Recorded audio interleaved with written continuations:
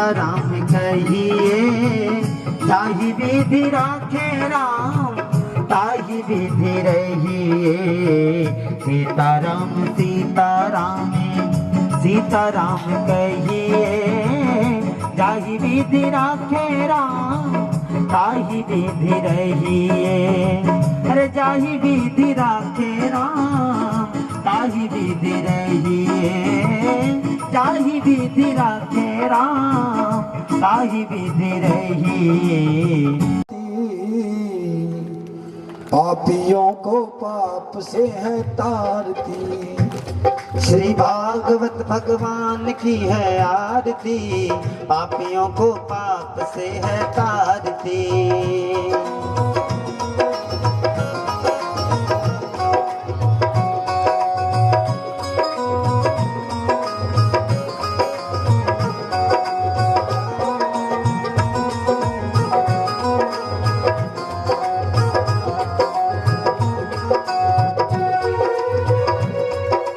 अमर ग्रंथ ये मुक्ति पंथ ये पंचम वेद निराला नव ज्योति जगाने वाला। ये अमर ग्रंथ ये मुक्ति पंथ ये पंचम वेद निराला नव ज्योति जगाने वाला।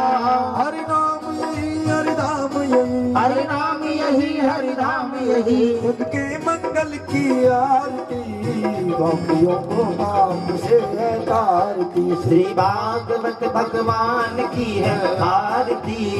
पापियों को पाप से है तारती।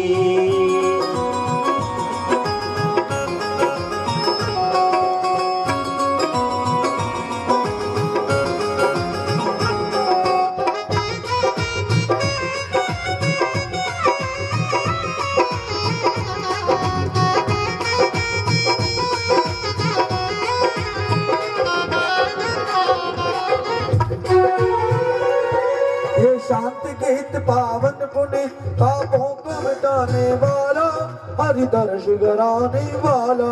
ये शांत गीत पावन पुनीत पापों को मिटाने वाला हरि दर्श कराने वाला। ये सुख करनी ये दुख हरणी ये सुख करनी ये दुख हरणी। श्री मधुसूदन की आरती। पापियों को पाप से है तारती। श्री भागवत भगवान की है आरती। पापियों को पाप से है तारती।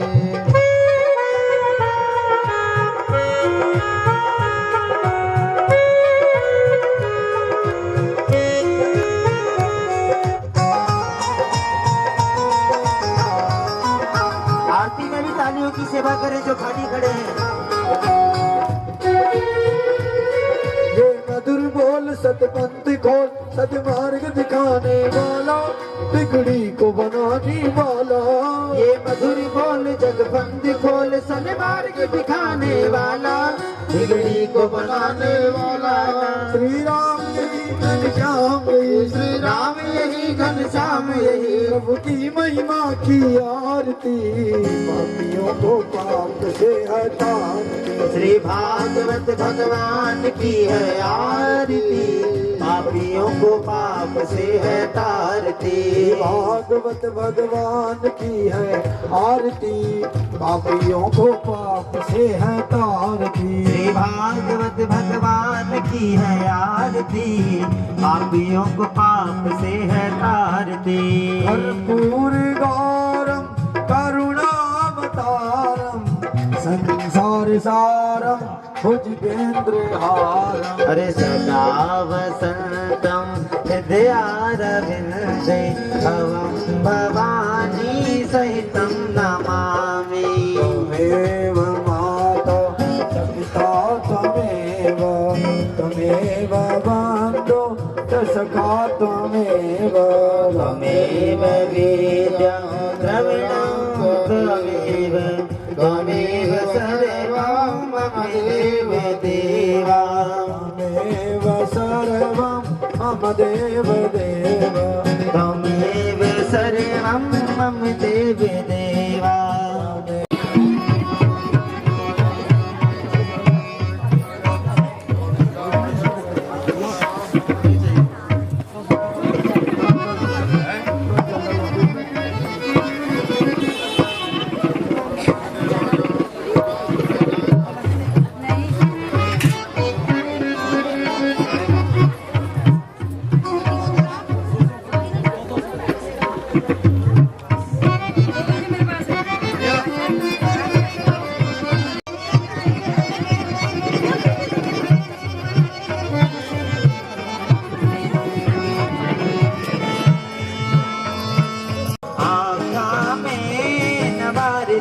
तेरी।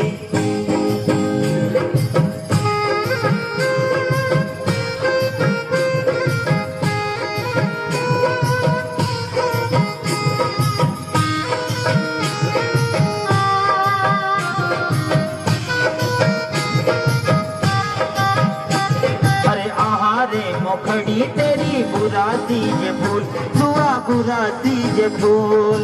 आहारे मुखड़ी तेरी बुरा तीज फूल सुआ बुरा तीज फूल। घड़ी घड़ी त्यारा सुआ मने माजी रूल बागी मने माजी रूल। आहारे मुखड़ी तेरी बुरा तीज फूल सुआ बुरा तीज फूल। जब हुलो तुर सुआ याद रोली संग तेरी। जब हुलो सुरसुआ याद रोली संग तेरी। फिर दीवानो छूटे रो आका मानवर तेरी। सुन ले दगड़िया बात सुनी जा बात सुनी जा तू मेरी।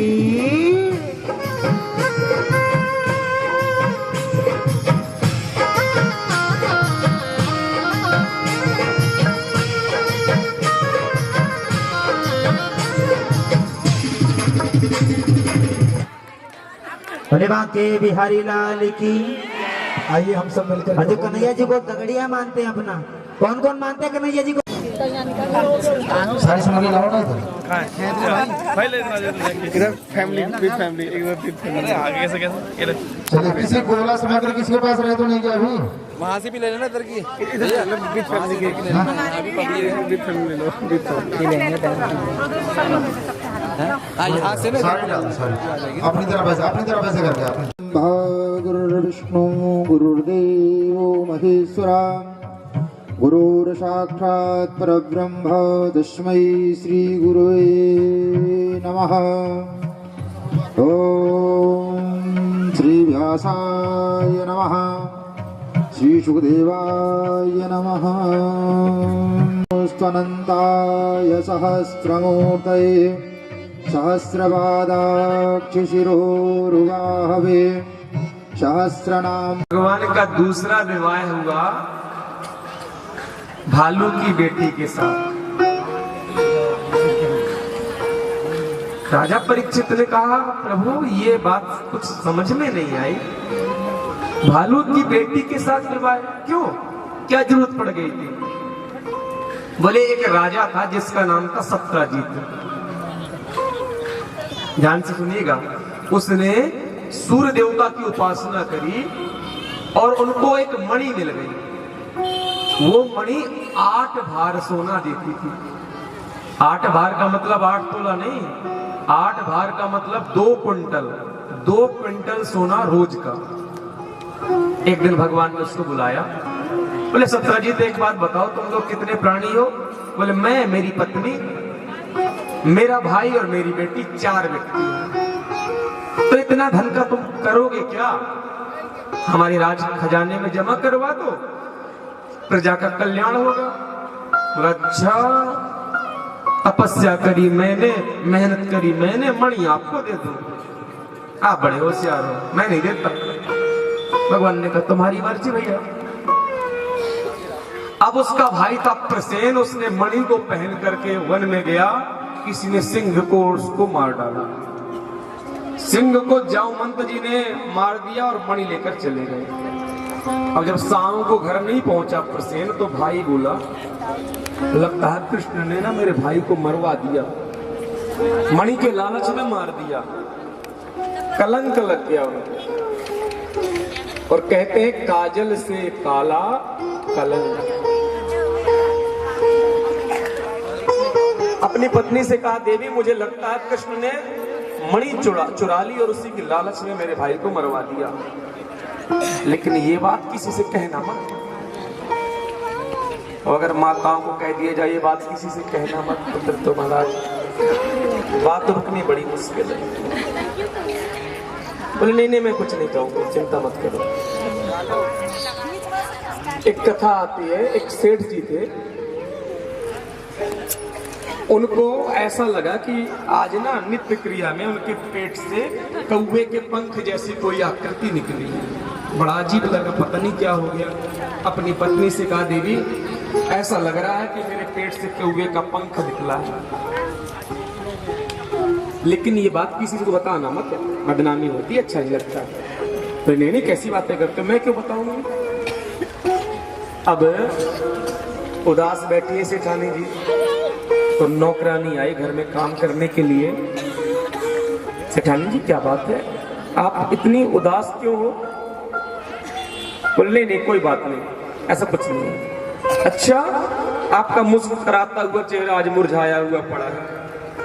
मैं नहीं जानती आपको, आप मेरी बड़ी बहन जैसी नहीं हो। आप अपने मन की बात मुझको नहीं बताओगे? अरे बताने से मन हल्का हो जाता है। अब सेठानी जी बोले क्या बताऊं बहन, आज सेठ जी के पेट से कौवे के पंख निकले हैं, बड़ी चिंता हो गई है। ऐसा क्यों, क्या हुआ? पता नहीं कौन सी विपत्ति आने वाली है। लेकिन देखो बहन, किसी को बात बताना मत, घर की बात है, बदनामी होगी। तो कैसी बातें करती हूँ, मैं क्यों बताऊंगी? अब जल्दी से काम खत्म करके बाहर आई और बगल वाले घर में पहुंची। तुमको पता है तुम्हारे बगल में जो सेठ जी रहते हैं, उनके पेट से तो कौवे निकलते हैं। जब बेचारे सेठ जी बाहर निकले तो सब गांव में हल्ला हो गया कि जितने कौवे हैं उनके पिताजी यही है। नाम कौवा सेठ पड़ गया उनका। तो महाराज कई बार ऐसा होता है। और सत्रजीत ने अपनी पत्नी से कहा किसी को बताना मत। उसने पड़ोसी को कहा, उसने दूसरे को कहा, और वो भगवान के कान तक बात पहुंची कि महाराज मणि आपने चुराई है, पर बताना मत किसी को कि मैंने आपसे कही है। तब उन्हें सोचा कि कलंक लग गया। अरे बचपन में चुराते थे माखन तो कोई बात नहीं, बचपना था, लेकिन अब तो लोग कहेंगे। मणि को ढूंढने के लिए भगवान निकले, 2-4 लोगों को साथ में लिया। जहां सिंह के निशान थे वहीं पर भालू के निशान थे। निशानों का पीछा करते करते गुफा में पहुंचे। वहां पर क्या देखा, एक विशाल भालू बैठा है, बगल में उसकी बेटी मणि से खेल रही है। भगवान अंदर गए तो उनके ऊपर हमला कर दिया। वो भालू कोई और नहीं, जामवंत जी ही थे। कृष्ण भगवान के साथ में 17 दिन तक युद्ध हुआ। भगवान ने उसके 18वें दिन नस नस ढीली कर दी। हाथ जोड़ के बोला, महाराज आप कौन हो? मुझसे लड़ने का सामर्थ्य मेरे राम जी के अलावा और किसी में नहीं था। भगवान ने उनको राम रूप के दर्शन करवाए और कहा कि जब मैंने रावण का वध किया था, मैंने सबसे कहा जिसे जो चाहिए मांग ले। किसी ने भक्ति मांगी, किसी ने प्रेम मांगा, लेकिन आप बोले थे कि महाराज लड़ाई में मजा नहीं आया, आनंद नहीं हुआ, कोई मेरे से लड़ने वाला मिले ही नहीं मुझको। आपके साथ 2-2 हाथ करना चाहता हूं। तो मैंने तुमसे कहा था कि राम अवतार में मैं मर्यादा से बंधा हुआ हूं, मैं तुमसे युद्ध नहीं कर सकता, लेकिन वचन देता हूं द्वापर में तुम्हारी ये कामना पूरी करूंगा। और उसी कामना को पूरी करने के लिए मैं आया हूं। जामवंत ने कहा बड़ा अच्छा लगा महाराज, कैसे आना हुआ? बोले क्या बताएं, चोरी का दोष लग गया है, ये मणि जो आपके पास में है ना, ये आप मुझको दे दो। जामवंत ने कहा महाराज दे तो देता, लेकिन मैंने वो मणि अपनी बेटी को दे दी, और बेटी को दिया गया धन वापस लेना तो अपराध है। अब मैं उससे वापस नहीं ले सकता, बेटी का धन है। एक काम हो सकता है, आप मेरी बेटी से विवाह कर लो और दहेज में मैं आपको वह मणि दे दूंगा। भगवान ने विधि का विधान समझा। भगवान का दूसरा विवाह हुआ जामवंती के साथ में। मणि लेकर के आए और सत्रजीत को दे दिया। महाराज सत्रजीत को बड़ा बुरा लगा। जो अभी गांव के लोग भगवान को दोषी कह रहे थे कि जरूर चुराई होगी, बचपन की आदत है इनकी,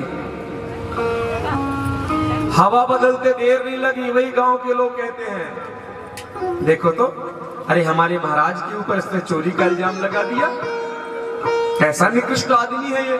अब सप्तराजीत घर से बाहर निकले और लोग ताना मारना शुरू कर दे। तो भगवान के पास में आया, बोला प्रभु मैं तो लोगों के ताने सुन सुन करके मर जाऊंगा, एक काम करो आप मेरी बेटी से विवाह कर लो, जब मैं आपका रिश्तेदार बन जाऊंगा तो फिर कोई ताना नहीं मारेगा। तो भगवान का तीसरा विवाह है सत्यभामा के साथ में हुआ। चौथा विवाह कालिंदी के साथ, कालिंदी बोलती है यमुना को, यमुना जी के साथ उनका चौथा विवाह हुआ। पांचवा विवाह मित्रविंदा के साथ में हुआ। छठवां भद्रा के साथ, सातवां लक्ष्मणा के साथ में,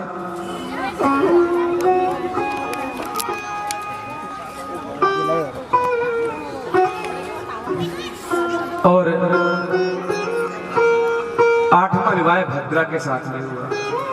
एक भौमासुर नाम का राजा था जिसने 16,100 कन्याओं को बंदी बना रखा था।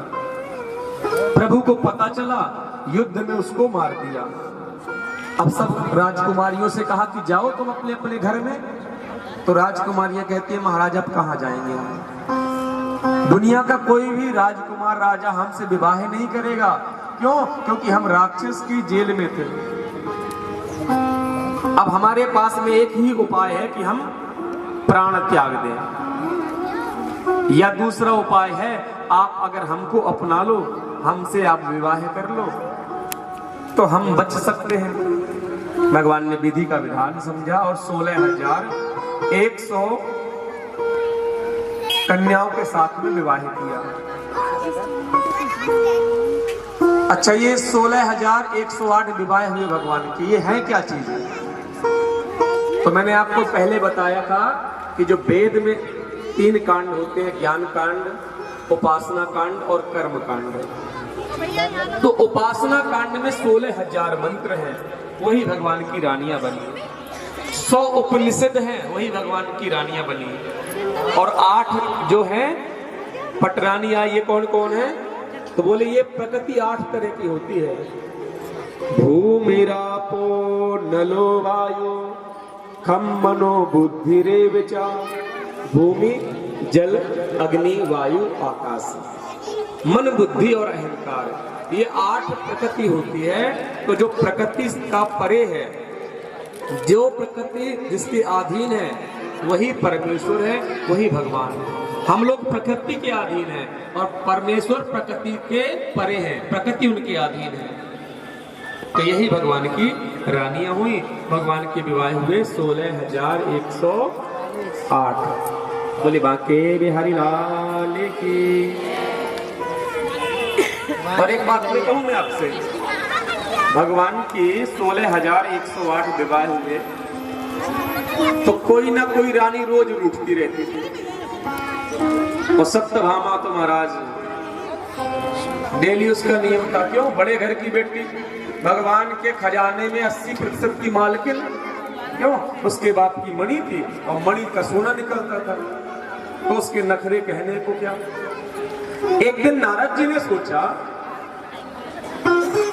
कि भगवान ने मेरा विवाह नहीं होने दिया